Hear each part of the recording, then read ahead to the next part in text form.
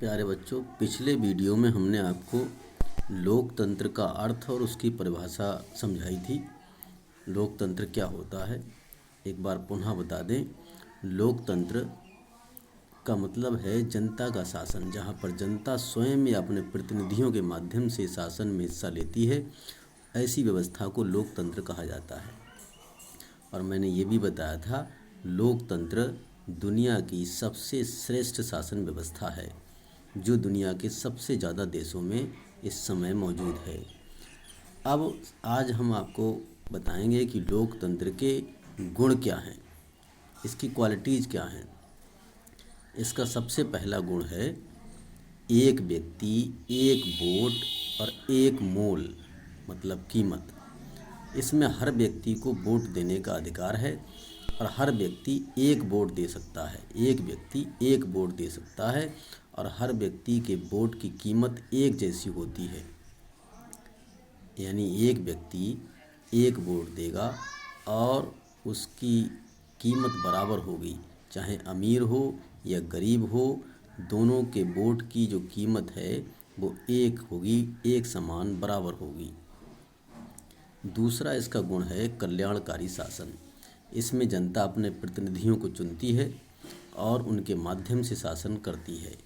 और जो जनता द्वारा चुने हुए प्रतिनिधि हैं वे अपनी जनता का ध्यान रखते हैं और कल्याणकारी शासन, जनता के लिए कल्याणकारी योजनाओं के माध्यम से शासन करने की कोशिश करते हैं, जिससे जनता का अधिक से अधिक कल्याण हो सकता है। तीसरी इसकी जो गुण है वो है निष्पक्ष चुनाव। लोकतंत्र में चुनाव के माध्यम से सरकारें बनती हैं, सत्ता बनती है और इसका चुनाव विभिन्न माध्यमों से निष्पक्ष रूप से किया जाता है, जिसमें जनता अपने प्रतिनिधियों को बहुमत के आधार पर चुनती है। चौथी इसका जो गुण है वो है समानता की स्थिति।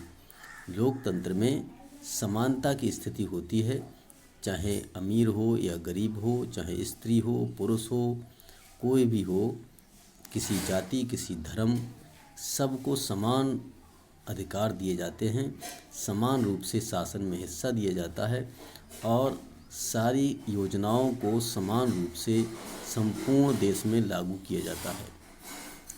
और पांचवी जो इसका गुण है वो है जनता के प्रति जवाबदेह। ये सरकार, लोकतांत्रिक सरकार, जनता के प्रति जवाबदेह होती है। जो भी काम करती है जनता उससे सवाल पूछ सकती है और उसे जवाब देना पड़ता है।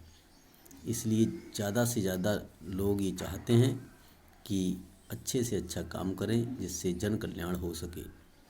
अब इसके बाद कुछ इसके दोष हैं। 5 मैंने गुण बताए, 5 ही दोष हैं। सबसे पहला दोष है खर्चीली व्यवस्था। लोकतांत्रिक शासन व्यवस्था में बार बार चुनाव होते हैं, 5 साल बाद या 4 साल बाद, जैसी जिस देश में व्यवस्था है। और इस चुनाव में बहुत बड़े रूप में पैसा खर्च होता है, जिससे शासन पर, देश पर एक बहुत बड़ा भार पड़ता है और इसका सीधा सीधा असर वहाँ की जनता पर पड़ता है। दूसरा इसका दोष है नैतिकता को स्थान नहीं। इसमें बहुमत के आधार पर सारे निर्णय किए जाते हैं, इसमें नैतिकता को कोई स्थान नहीं दिया जाता है। इसमें सारे निर्णय बहुमत के आधार पर सरकारें करती हैं। तीसरा इसका जो दोष है वो भ्रष्टाचार की समस्या।